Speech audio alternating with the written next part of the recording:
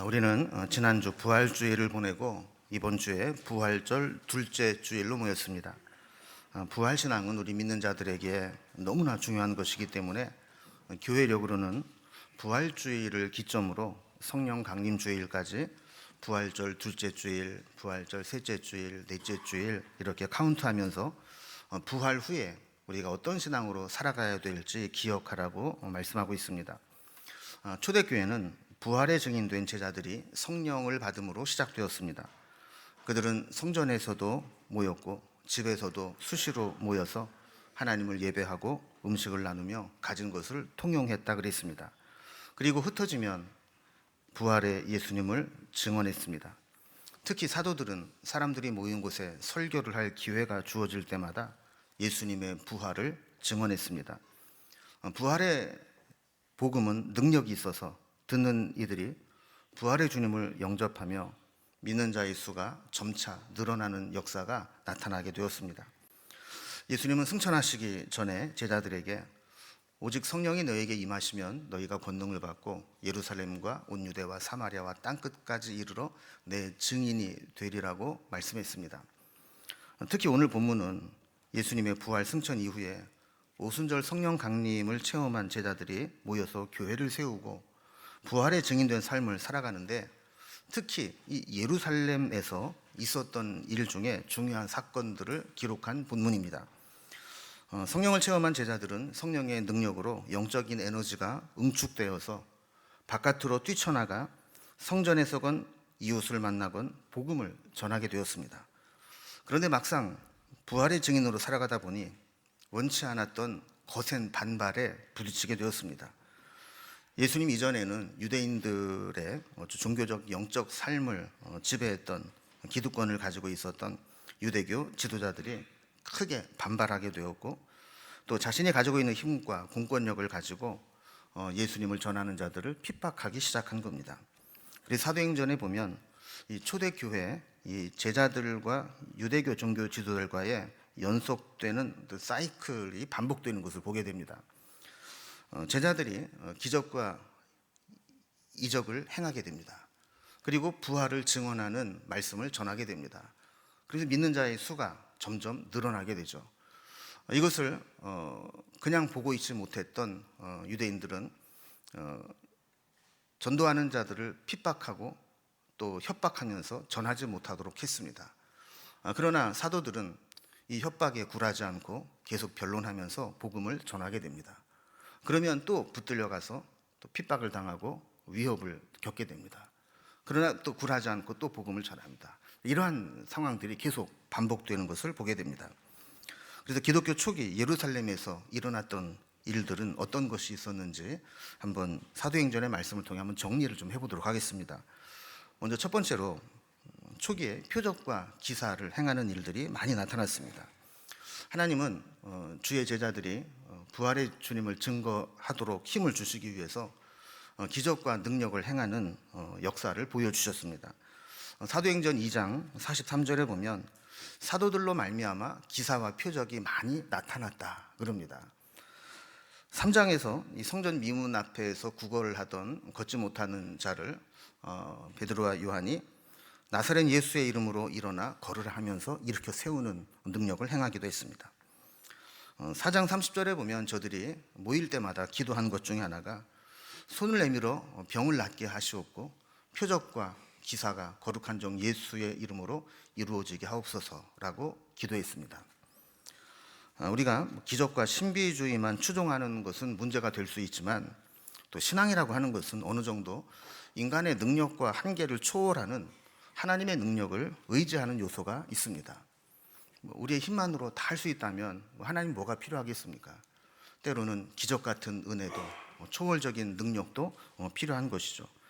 그래서 우리가 정말 상황이 절박하면 하나님의 능력을 구하는 기도를 드려야 되고 때로는 기적 같은 은혜를 구하기도 해야 됩니다. 초대교회는 이런 능력을 구했고 실제로 많이 나타났다고 증언하고 있습니다. 5장 12절에 보면 사도들의 손을 통하여 민간의 표적과 기사가 많이 일어났다 그랬습니다. 또한 사도들을 옥에 가두었지만 5장 19절에 보면 주의 사자가 밤에 옥문을 열고 그들을 끌어내는 능력을 행하기도 했습니다. 자, 이렇게 초기 예루살렘에는 복음을 들고 나가는 자들에게 하나님께서 기적과 능력을 행하는 역사를 보여주신 것이죠. 두 번째로 나타난 현상은 기적과 능력을 통해 또 부활을 증언하는 말씀을 전하게 될 때 믿는 자의 수가 점점 늘어나게 되었다 하는 겁니다. 초기 교회에 표적과 기사가 많이 나타났다고 했는데 그렇다고 해서 교회의 존재 목적이 그런 기적을 행하고 능력을 나타내는 것은 아닙니다. 이런 것들은 그들이 부활을 증언하고 증언한 부활을 믿게 하는 도움을 주는 도구일 뿐이지 그것 자체가 교회의 목적은 아닙니다. 저들이 모여서 기도하다가 성령 받은 제자들이 예수님의 말씀을 전하게 되었는데 그 주제는 예수님의 부활이었습니다. 사도행전 2장에 베드로의 유명한 첫 설교가 나오게 되는데 2장 41절을 보면 이 말씀을 받은 사람들이 세례를 받았는데 이날의 신도의 수가 3,000명이나 더했다 그럽니다. 3,000명 적은 숫자 아니잖아요. 한 번에 기적을 체험하고 말씀을 들었을 때 믿는 자의 수가 늘어나게 되었다는 겁니다.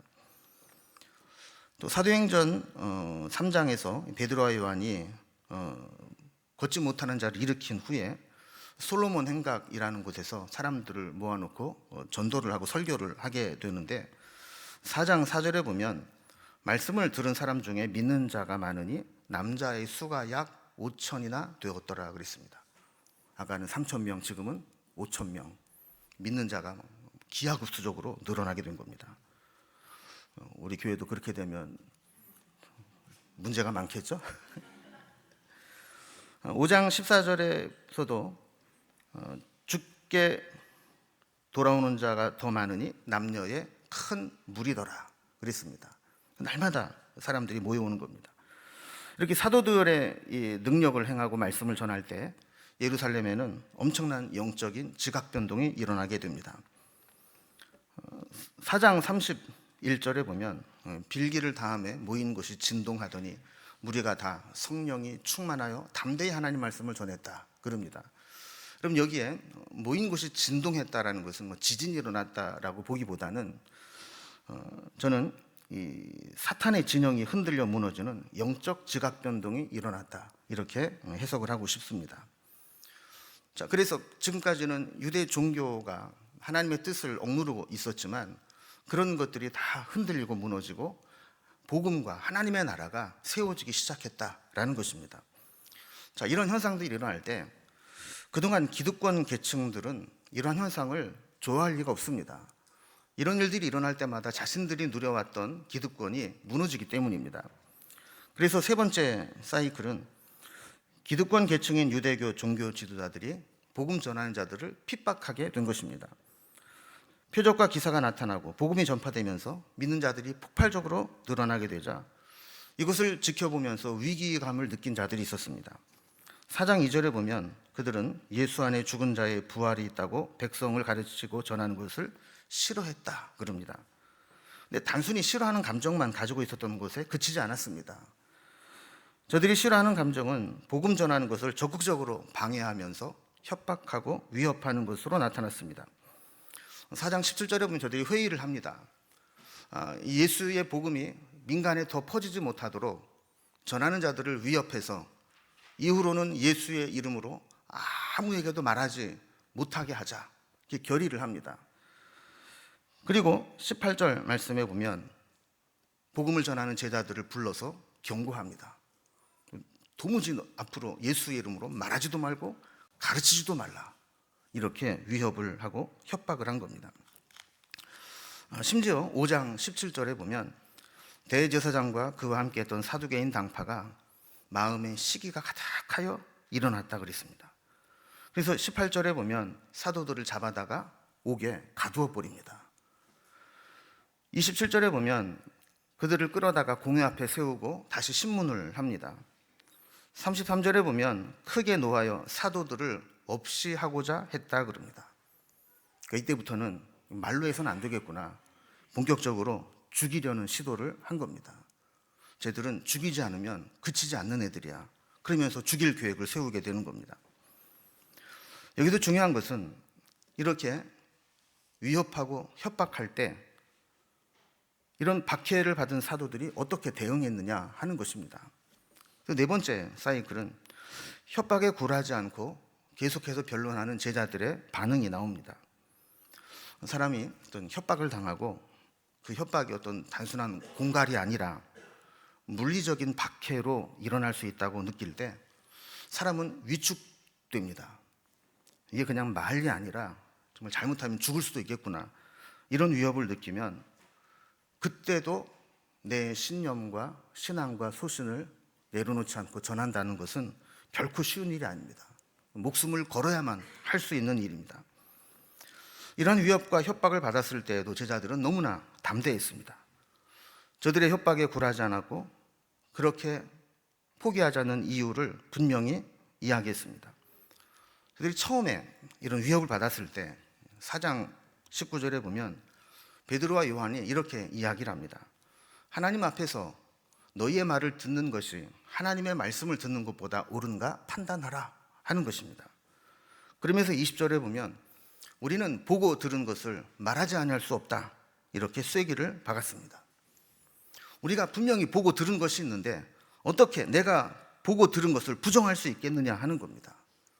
예수님의 부활을 통해서 하나님의 뜻이 분명히 드러났는데 너희가 위협한다고 해서 내가 본 것이 안 본 것이 되고 예수님의 다시 살아나시는 것이 아닌 것이 될 수 있느냐, 너희가 판단해보라 라고 이야기를 하는 것이죠. 오늘 본문에는 두 번째 위협이 있었던 사건입니다.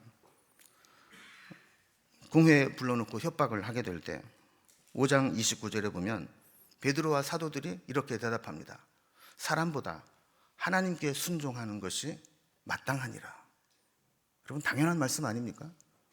사람보다 하나님께 순종하는 것이 마땅하다라는 겁니다. 그러면서 32절에서도 우리는 이 일의 증인이요 하나님이 보내신 성령도 이 일의 증인이시다라고 말씀하는 겁니다. 자, 이것이 초대교회의 예루살렘에 있었던 분위기였습니다. 이런 상황들이 계속 반복되었습니다. 이 과정에서 크게 두 부류의 사람이 극명하게 대조를 보이는 것을 보게 됩니다. 하나는 하나님의 뜻보다 자신의 기득권을 지키는 것이 더 중요하고 그 기득권에 위협이 되는 것이라면 하나님의 뜻과 상관없이 그것들을 제거하려고 하는 종교 지도자들의 그룹이 한 그룹 형성되어 있습니다. 여기에 비해서 또 하나의 부류는 어떠한 위협과 협박에도 불구하고 하나님께 순종하며 부활의 복음을 전하는 제자들이 있었습니다. 이 두 부류의 사람들을 비교해 보면서 우리도 이 세상을 살아가면서 누구의 말을 따를 것인가, 누구를 위해 살아갈 것인가, 무엇을 위해 살아갈 것인가를 함께 고민하는 시간이 되기를 바랍니다. 먼저 첫 번째 부류입니다. 하나님의 뜻보다 자신의 기득권이 더 중요한 이들이 있었습니다. 예나 지금이나 기득권 계층은 집요한 응집력을 가지고 강력한 카르텔을 형성하고 있습니다. 자신들 이외의 그 누구에게도 자신들이 누리던 것을 나누려고 하지 않습니다. 종교적 기득권도 마찬가지입니다. 만약에 새로운 개혁 운동을 일으키거나 기존 기득권 체제에 도전하거나 위협이 되는 세력이 등장하면 자신들이 가진 힘과 권력, 제도를 가지고 핍박을 가하고 짓밟아 다시는 일어나지 못하게 하는 것이 세상 권력의 생리입니다. 부활의 복음을 전하는 제자들과 이를 견제하며 박해하는 유대 종교 지도자들과의 마찰과 충돌이 여기에서 생겨나게 된 것입니다. 기존 종교 권력의 카르텔을 형성하고 있었던 유대교 지도자들과 새로운 세력으로 무섭게 성장하고 등장하는 예수 공동체는 이런 역학 구도 속에 충돌할 수밖에 없었던 것입니다. 복음을 전하는 제자들을 끌어다가 공회에 세우고 협박을 합니다. 저들이 이렇게 악착같이 복음 전하는 것을 반대하는 데는 크게 두 가지 이유가 있었다고 성경은 이야기합니다. 하나는 자기들을 따르는 백성들이 예수의 제자로 개종하는 것에 시기심을 느꼈기 때문입니다. 5장 17절에 보면 대제사장과 그와 함께 있는 사람, 즉 사두개인의 당파가 다 마음에 시기가 가득하여 일어났다 그럽니다. 그럼 믿는 사람들이 조심해야 될 게 영적 시기심입니다. 이 영적 시기심처럼 무서운 게 없습니다. 목사도 여기에 자유롭지 못합니다. 가끔 보면 눈치 없는 교인들이 자기 목사님 앞에서 다른 목사님 칭찬을 입에 침이 마르도록 합니다. 눈치가 없어도 그렇게 없을 수가 없습니다. 어느 목사님은 이런 게 막 훌륭하고, 어느 목사님은 저런 게 뭐 잘해서 나는 그 목사님 통해 은혜를 받는다고 막 이야기를 합니다. 그럼 그 이야기를 듣는 목사님이 어떻게 받아들일까요? 어머나 세상에, 그렇게 훌륭하신 목사님이 있나? 나도 그 목사님 배워서 그 발 뒤꿈치만큼이라도 따라가야지, 이렇게 생각을 할까요? 아니면 나는 뭐 할 말이 없는 줄 아나, 나도 밖에 가면 듣는 소리 많다고, 다른 교회 성도들 들어보면 그렇게 교회에 충성하고 목사한테도 잘한다던데, 이런 마음이 들까요? 여러분, 저는 어느 쪽일 것 같아요?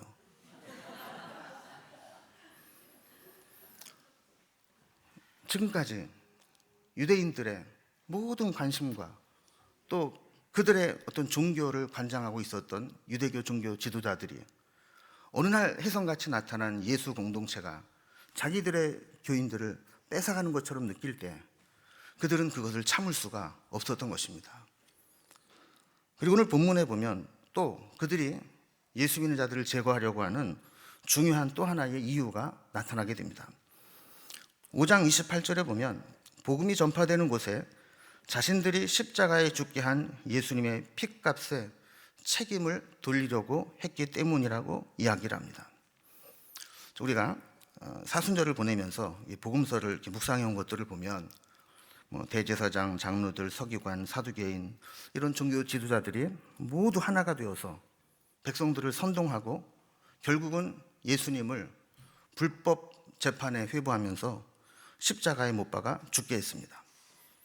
이 일 후에 그냥 예수님이 죽어 없어지면 잊혀질 사건이고 자신들의 불법과 잘못도 그냥 묻혀지게 됩니다. 그런데 자신들이 죽음으로 몰고 가 죽게 한 예수님이 다시 살아나셨다라고 하는 부활의 복음이 증거되게 될 때 왜 죽었대? 그러면 예수님은 죄가 없으셨지만 유대인들이 불법 재판을 통해서 빌라도 법정에 넘겨서 예수님을 죽게 했대. 이렇게 되면 결국 예수님을 죽게 한 것에 대한 핏값, 그 책임이 자기에게 돌아오는 것을 그들은 알고 있었다라는 것입니다. 우리가 잘못했으면 회개하고 하나님의 뜻을 따르도록 돌이키면 됩니다. 그런데 기득권자들은 자기의 기득권을 지키는 것보다 하나님의 뜻을 따르는 것을 포기합니다. 하나님의 뜻보다 내가 지금까지 누리고 있었던 것을 잃어버리지 않는 것이 더 중요하게 여기기 때문입니다. 문제는 저들 역시 하나님을 믿는다고 하는 사람들이었다는 겁니다. 진짜 그들이 하나님을 신실하게 믿었는지 안 믿었는지는 모르지만 어쨌든 그들은 하나님의 이름으로 사람들을 모으고 또 성전에서 나오는 것들로 먹고 사는 사람들입니다. 나쁘게 얘기하면 하나님을 팔아서 종교 장사를 하는 사람들이었습니다. 그럼 우리는 이러한 것에서 자유로울 수 있을까요? 우리도 나의 유익을 위해서 복음의 본질을 흐리거나 시기심이나 쓸데없는 경쟁 심리로 다른 사람을 미워하고 다투고 나의 기득권을 지키려고 한다면 그것 역시 종교 지도자들과 다를 바가 없는 것입니다. 여러분, 한국 교회에 보면 하나님의 뜻이라는 이름으로 포장해서 자신들이 원하는 바를 이루고 자신들의 세력을 지키려고 하는 자들이 얼마나 많은지 모릅니다. 그런 자들이 있을 때 교회는 흔들리고 무너지게 되는 것입니다. 유대교 종교 지도자들의 모습, 그런 모습들이 우리 한국교회에서는 사라져야 될 줄로 믿습니다. 두 번째로, 그들과 극명하게 대조되는 사람들이 있습니다. 사람들의 말보다 하나님께 순종하는 것이 마땅하다고 여긴 제자들이 있었다는 겁니다. 제자들은 예수님의 부활을 전하다가 협박을 받고 감옥에 갇히기도 했습니다. 그때 제자들은 하나님 앞에서 너희 말을 듣는 것이 하나님 말씀을 듣는 것보다 옳은가 판단하라. 우리는 보고 들은 것을 말하지 않을 수 없다라고 하면서 저들이 어떻게 협박을 하든 거기에 굴하지 않았습니다.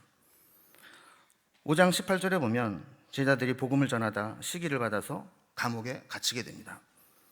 19절에 보면 하나님이 주의 사자를 보내서 밤에 옥문을 열고 그들을 감옥에서 끌어내 주십니다.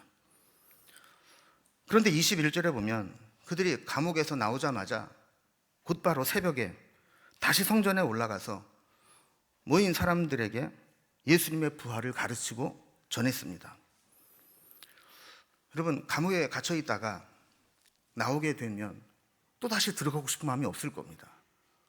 그런데 제자들은 지체하지 않고 날이 새자마자 새벽에 성전에 올라가서 또다시 예수님의 부활을 가르치고 전한 것입니다. 결국 이 일로 인해서 그들은 다시 공회에 끌려와 협박을 받게 됩니다. 오늘 본문 28절이 바로 그런 상황에서 벌어진 내용입니다. 그들의 이야기가 이런 겁니다. 우리가 이 예수의 이름으로 사람들에게 가르치지 말라고 그렇게 엄격히 금했는데도 불구하고 너희가 너희의 가르침으로 예루살렘에 가득하게 했다라는 것입니다. 이때 제자들이 또다시 천명합니다. 사람보다 하나님께 순종하는 것이 마땅하니라. 우리가 다 읽지는 않았지만 뒷부분에 40절에 보면 저들은 사도들을 불러다가 채찍질하며 예수의 이름으로 말하는 것을 다시 금지하고 풀어줍니다. 그런데 저들이 풀려나오면서 41절에 보면 사도들은 그 이름을 위하여 능력받는 일에 합당한 자로 여기심을 기뻐하면서 공회 앞을 떠나니라 그랬습니다. 여러분, 핍박받고 채찍에 맞고 감옥에 갇히고 하는 것을 내가 이렇게 합당한 자로 여기면서 기뻐하며 나왔다라는 겁니다. 여러분, 이 장면을 보면 예수를 믿는 이유와 목적이 이 초대교회의 제자들의 모습과 오늘날 우리의 모습과는 사뭇 다르다는 것을 보게 됩니다. 우리는 고난당하려면 뭐하러 예수를 믿어? 내가 핍박받으려면 왜 내가 예수를 믿어? 이런 생각을 갖기 쉽습니다. 그런데 저들은 내가 복음을 위해서라면, 나를 위해 죽었다가 살아나신 예수님을 위해서라면, 내가 능력을 받고 감옥에 갇히고 채찍을 맞는 것을 이렇게 합당한 자로 여기심을 도리어 기뻐했다라는 것입니다. 예수님은 마태복음 5장 10절 산상수훈 팔복에서 의를 위하여 박해를 받는 자는 복이 있나니 천국이 그들의 것임이라 그랬습니다. 이어지는 11절에 보면 예수님을 위해서 욕을 얻어먹고 핍박을 당하고 거슬러 악한 말을 들어야 할 때 오히려 너희에게 복이 있다, 복되게 여기라라고 말씀합니다. 우리는 어떻습니까? 핍박은 고사하고 조금만 기분 나쁜 소리를 들어도, 조금만 내 마음대로 안 돼도 믿음이고 뭐고 난 모르겠다 하면서 내 마음이 움직이는 대로, 감정이 이끄는 대로 살아가지 않습니까? 로마서 8장 17절에 보면 우리가 그와 함께 영광을 받기 위하여 고난도 함께 받아야 할 것이라고 말씀합니다. 여러분, 영광은 영광만 받는 것이 아니라 영광을 얻기 위한 고난도 함께 받아야 된다라고 말씀하는 겁니다. 그런데 우리는 예수님 덕분에 영광은 함께 받고 싶지만 예수님 때문에 고난받는 것은 거절하고 싶어 합니다. 갈라디아서 1장 10절에서 바울은 이렇게 고백합니다. 이제 내가 사람들에게 좋게 하랴 하나님께 좋게 하랴, 사람들에게 기쁨을 구하랴. 내가 지금까지 사람들의 기쁨을 구하였다면 나는 그리스도의 종이 아니니라. 여러분, 우리는 무엇을 위해, 누구를 기쁘게 하기 위해 살아가고 있습니까? 우리는 누구의 말을 듣고 따라가기를 원합니까? 사실 우리가 외부의 박해와 협박도 우리의 신앙에 위협이 되긴 하지만 지금 우리나라에서는 핍박해주는 사람이 없습니다. 그래서 외부의 협박과 박해를 받기는 사실상 불가능합니다. 이보다 우리를 더 위험하게 만드는 것은 우리 속에서 솟아나오는 우리 자신의 소리, 욕망의 소리, 감정의 소리입니다. 우리는 외부의 핍박보다도 나를 지키고 싶어하는 이기적인 마음, 나의 자아, 이것이 더 큰 문제가 될 수 있다는 겁니다. 우리는 어디에 더 큰 가치를 두느냐에 따라서 거기에서 들리는 소리가 더 크게 들려지게 됩니다. 내가 관심을 갖고 좋아하고 그것에 중요하게 여기는 것의 소리가 더 크게 들려지고 그 음성을 따라가기 쉽다는 것입니다. 우리가 부활신앙으로 살아간다라고 하는 것은 이 세상의 풍조나 내 속에서 나타나는 이기적인 욕망의 소리가 아니라 나를 위해 죽으시고 죽음에서 부활하신 예수님을 위해 살아가겠다, 그분의 부활의 복음을 전하겠다, 이 마음을 갖고 하나님의 음성을 따라가는 것입니다. 오늘 부활절 둘째 주일을 맞이하면서 우리는 부활의 감격을 너무 쉽게 잊지는 않았는지 돌아보며 부활신앙으로 살아간다는 것이 무엇인가? 나는 어디에 중요한 가치를 두고 있는가? 누구의 소리를 듣고 있는가? 누구를 기쁘게 하기 위해 살아가고 있는가? 하는 우리의 신앙을 다시 한번 자리매김하는 기회가 되기를 주님의 이름으로 기원합니다.